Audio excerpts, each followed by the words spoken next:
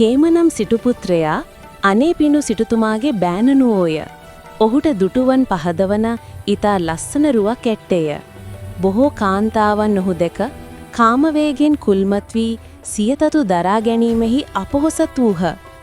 කේමතෙමේද පරඹුවන් කෙරෙහි ඇලී නිතර උන් කරා ගියේය. දිනක් පරඹුවන් කරා යන මොහු රාත්‍රයෙහි රාජපුරුෂයන්ද හසුවිය. රාජපුරුෂය ඔහු අල්ලාගෙන ගොස් රජුට දැක්වූහ. රජතෙමේ මේ නිසා මොහුට දඬුවමක් කෙලේ නම් මහසිටුහට ලැජ්ජාවට කරුණු වන්නේ යයි කිසිත් විනිශ්චයක් නොකොට මුදා හැරියේය. එහෙත් කේමතෙමේ පරඹුවන් කරා යෑම අත් නොහලේය. ඉන්පසුත් දෙතුන් විටක්ම මොහු අල්ලා රජු ඉදිරියට පැමිණෝහ. එහෙත් රජතෙමේ ඒ හැමවරම කිසිත් නොබැන පිටත් කොට හැරියේය.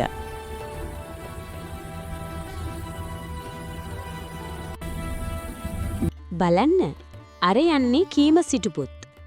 ඇත්තෙන්ම දුටුවන් වශී කරවන රූපයක්. ඔව් මට නම් ඔහු ළඟට ගිහින් කතා කරන්න හිතුණත් කාම වේගයෙන් මගේ හදවත ගැහෙන වේගය නිසා අතපය පණ නැති වුණා වගේ. මට මාවම පාලනය කරගන්න බෑ. අයියෝ මෙහෙමත් නැස්පැත්තියක්. මේ කේම නිසා පරඹුවන් මෙහෙම කාමයෙන් කුල්මත් වෙන එක නම් නගරයට ලොකු ව්‍යසනයක්. කිසි වෙතත් මගේ අඹුවරගෙන මම මෙහින් පිටත්ව ගන්නව නෑ.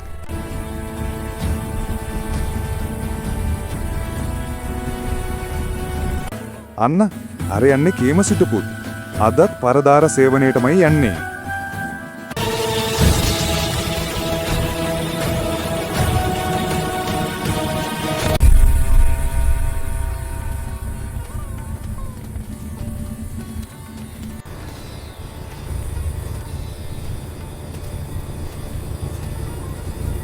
ඇය එනවා. ඇය එනවා. හූ. කොහෙද යා? අරේ යන්නේ.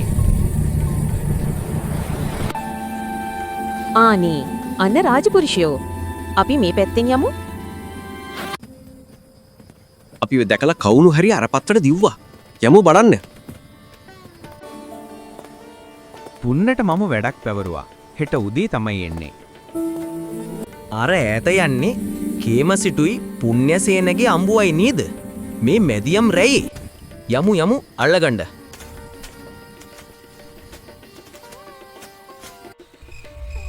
කවුරු හරි දකි. යමු අතුලත. කේම මම හිතුවා අද ඔබ එන්නේ නැහැ කියලා. මගේ හිතේ තිබුණ බය නිසා මම මුළු දවසේම වෙවුලා හිටියේ. මම ඉන්නකම් කිසි දෙයකට බය වෙන්න එපා ප්‍රියේ. මම ඔබ ගැනමයි කල්පනා කරේ ප්‍රියේ. මට එන්න නැතුව ඉන්න බෑ. ඔබ දැක්කම මගේ ඇඟට දැනෙන මේ හැඟීම මාව පාලනය කරගන්න බෑ.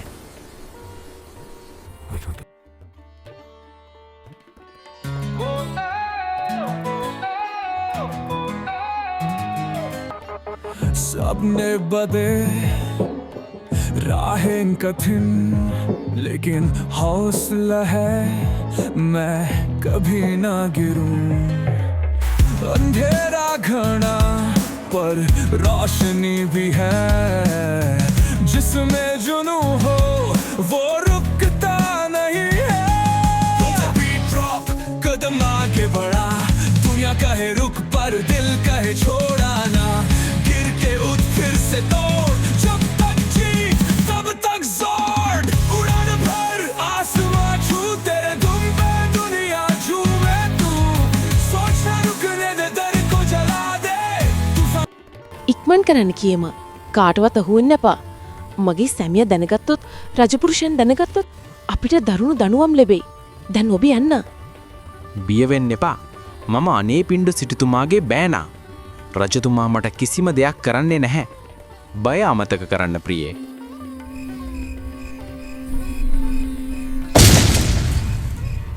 අනේ කේම ඒ මොකක්ද ඒ සද්දේ?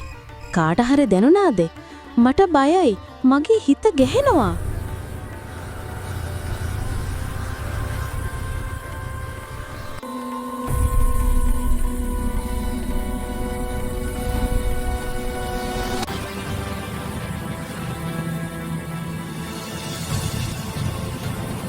අහහා කොහොමද කේම සිටුපුත් ඔබ ආයිත් වරදක් කළා අපි ඔබව අත්අඩංගුවට ගන්නවා කොහෙද යන්නේ නවතිනු අපි ඔබව අත්අඩංගුවට ලන්නවා.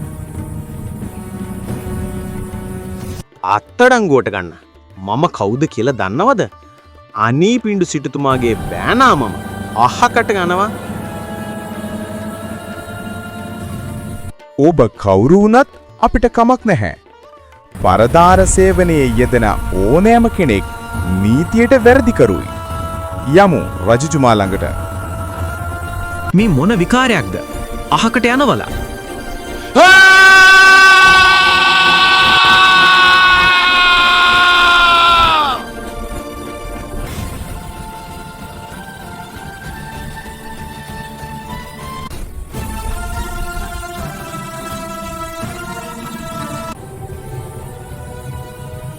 මම නුබලා ගැන පස්සේ බලා ගන්නා. අනේ කේම වෙන කරන්න දෙයක් නැහැ මොවුන්ට යටත් වෙන්න.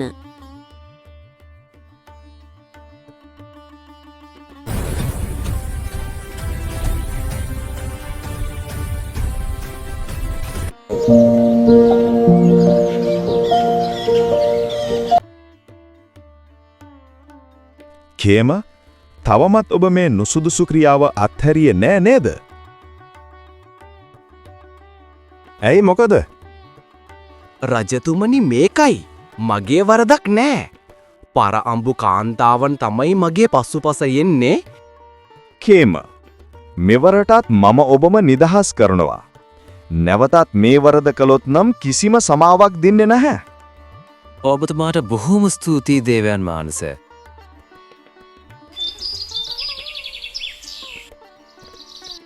මොනවා? ඔබ මෙහෙන් යන්න කැමතියි? මට නම් හිතා ගන්නවත් බෑ. පොන්න ඔයා කියන ඕනම තැනකට යන්න මම කැමතියි. මම හිතකින් නොවේ ඔබව නිවසේ තනිවම දාලා ගිහින් කේම පවරපු වැඩ කරන්නේ. ආයිත් එහෙම වෙන්නේ නෑ. අපි මගධ දේශයට යමු.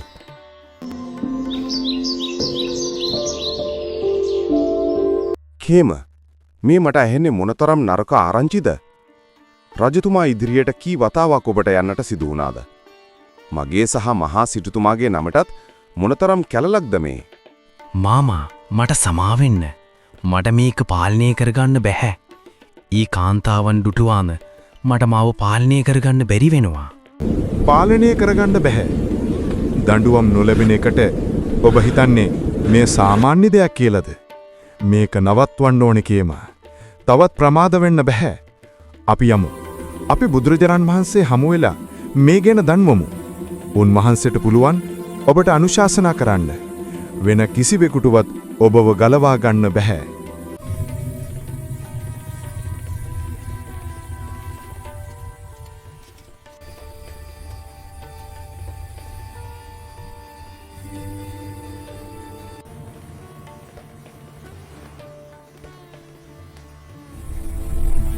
පින්වත් ස්වාමීනි, මෙන්න මේ කේම සිටුපුත් ගැනයි මම මේ දන්වන්නේ.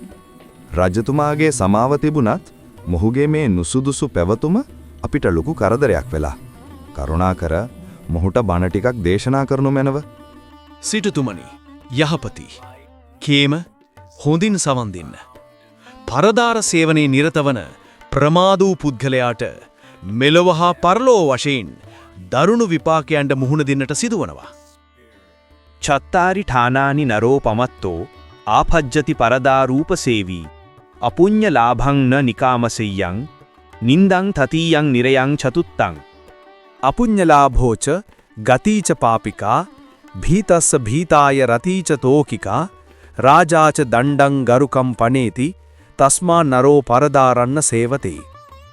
පරඹුවන් සේවනය කරන පමා වූ මිනිස්තෙමේ අකුසල් ලැබීම, කැමැතිසේ නොනිදීම, තෙවන වූ නින්දාව, සිවුවන වූ නිරෙහි ඉපැත්ම යන දුක්කරුණු සතරක පැමිණේ. අකුසල් ලැබීමද ලාමක ගතියද ඔහුට වේ. බියපත් වූ ඔහු බියපත් ස්ත්‍රිය සමග කරන කාම රතියද ස්වල්ප වේ. රජතෙමේද බර දඬුවම් පනවයි. එහින් මිනිස්තෙමේ පරඹුවන් සේවනය නොකරන්නේය. පමා වූ වහුට, සිහියෙන් තොර වූ වහුට තමා කැමතිසේ සුවසේ නිදි නොලැබෙන්නේය. හේ නින්දට ගියේද නපුරු සිහින දක්නේය. නන්දොඩන්නේය, හඬඩගන්නේය, පෙරලෙන්නේය, තතනනුයේය, බියවනුයේය. ගැරහීම, අවමන් කිරීම, නොගුණ කීම, බැනීම, නින්දාය. මේ වනාහි ලෝක ධර්මයකි. ලෝක ධර්ම 8කි, නින්දාව ඉන් එකකි. නින්දාවෙන් මිදුනෙක් ලෝකයේහි නැත. එහෙත් නින්දාවට බිය විය යුතුය. කරුණු ඇතිව හෝ කරුණු නැතිව නින්දා කිරීම, ගැරහීම ලෝකයාගේ ස්වභාවයයි.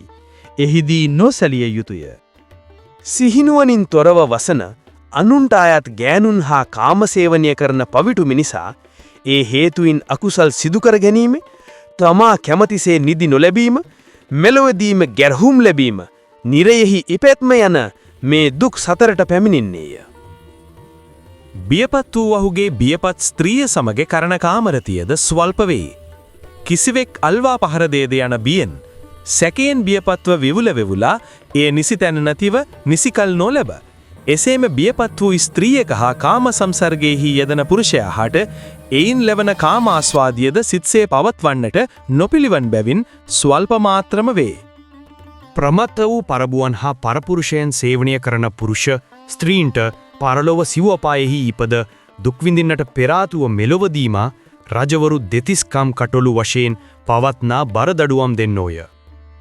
කේම ඔබත් ඔබ සමග යෙදෙන ස්ත්‍රියත් බියෙන් ගැහෙමින් කරන ඒ ස්වල්ප වූ කාමාස්වාදිය ඔබට ලැබුණු නිග්‍රහය හා දඬුවම ඉදිරියේ කිසිවක් නොවන්ගේය. එයින් ඔබට ලැබුණේ නිදි නැති රාත්‍රීන් හා නින්දාව සහ පව් පමණයි. පින්වත් ස්වාමීනි, ඒ කාමාස්වාදය ඇත්තෙන්ම ස්වල්ප වූ බවත් අප දෙදෙනාම සෑම මොහොතකම බියෙන් ගැහුණු බවත් දැන් මට පැහැදිලි වෙනවා. මම කිසිව සුවයක් නොලැබූ බව අවබෝධ කරගන්නවා. ස්වාමීනි, මින්පසු මගේ රූපය නිසා කුල්මත් වන කිසිම කාන්තාවකට හෝ මම ආකර්ෂණය වන කිසිම කාන්තාවකට හෝ කිසිදු කරදරයක් නොවන්නට මම වග බලා ගන්නවා. මම යහමගට යොමු වෙනවා. ධර්මදේශනාව අවසානයේහි කේම සෝවන් ඵලෙහි පිහිටියේය.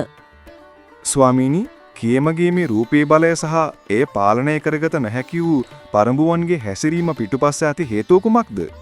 සිටුතුමනි, යමක් සිදුවන්නේ නම් ඒ සෑම දෙයකටම හේතුවක් තිබේ. කේම මේ ආත්මයේදී අන් ස්ත්‍රීන් කෙරෙහි ඇලුම් කිරීම පෙර කළ කර්මයෙහි විපාකයයි. කේම සිටු පුත්‍රයාගේ මෙම කර්මයට හේතු වූ අතීත භවයේ කතාව බුදුරජාණන් වහන්සේ මෙසේ වදාළාහ.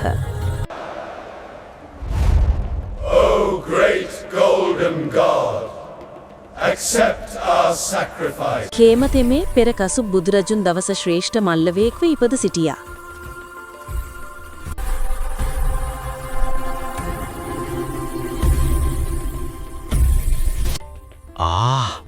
කසු බුදුරජාණන් වහන්සේගේ ධාතු නිදන් කර ඇති මේ රන්සෑය මොනතරම් අසිරියක්ද? මල්ලවය ඔබ හදපු මේ රන් පතාකා දෙක නම් සෑයටම ගැලපෙනවා. මොනතරම් සජීවීව බබලනවාද? මම දවස පුරාම මහන්සි වෙලා රන්කම් කරලා මේව හැදුවේ මහ ආශාවකින්. මේ ශ්‍රේෂ්ඨ පූද පූජාවෙන් ලැබෙන ආනිසංස මට ප්‍රාර්ථනා කරන්න අවස්ථාව ලැබෙනවා.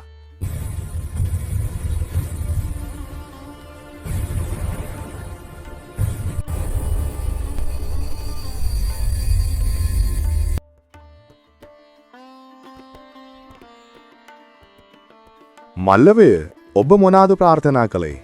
සැනසිල්ලද, ධනයද? මට සැනසිල්ලටත් වඩා අවශ්‍යයි මිනිසුන්ගේ වශීවීම. ඒත් විශේෂයෙන්ම සීයලේ නෑගෑනුන් හැර සෙසු පරාම්බුවන් මා දැක මා කෙරෙහි ඇලෙත්වා මහා කාම සංසර්ගයෙන් නොබැඳී සිටින්නට නොහැකි වේවායි කියද මම ප්‍රාර්ථනා කළා. මල්ලවය, ඒක නම් භයානක ප්‍රාර්ථනාවක්. ඔබ ජීවිත කාලය පුරාම කරදරවල වැටෙන්න පුළුවන්. කමක් නෑ, මට අවශ්‍යයි බලේ. මේ රූපකායෙන් ලබන උස්සස්ම සැපය මට අවශ්‍යයි. මේ පින ඒ සඳහා බලපානවාමයි. ඔබ වැනි මිතුරෙකු ලැබීම ලොකු සතුටක්. බලන්න කේම, යහපත් ක්‍රියාවකට අමුතු ආශාවක් එකතු කළ විට එහි විපාකය කෙතරම් බිහිසුණු විය හැකිද කියා. ස්වාමීනි, ඒ මගේ අධූරදර්ශී ආශාවයි. ඒ ආශාව මාව නොඑක් වරදටත් නින්දාවටත් පත් කළා. එහෙත් කේම ධර්මයේහි බලය කර්මයේහි බලයට වඩා ශ්‍රේෂ්ඨයි. ඔබ දැන් ධර්මය අවබෝධ කර ගැනීමෙන් සෝවාන් ඵලයට පත්වීමෙන් එම ප්‍රාර්ථනාවේ බලපෑමෙන් සදහටම මිදී අවසන්. නින්දාවෙන් මිදුනෙක් ලෝකයෙහි නැත. එහෙත් නින්දාවට බියවිය යුතුය.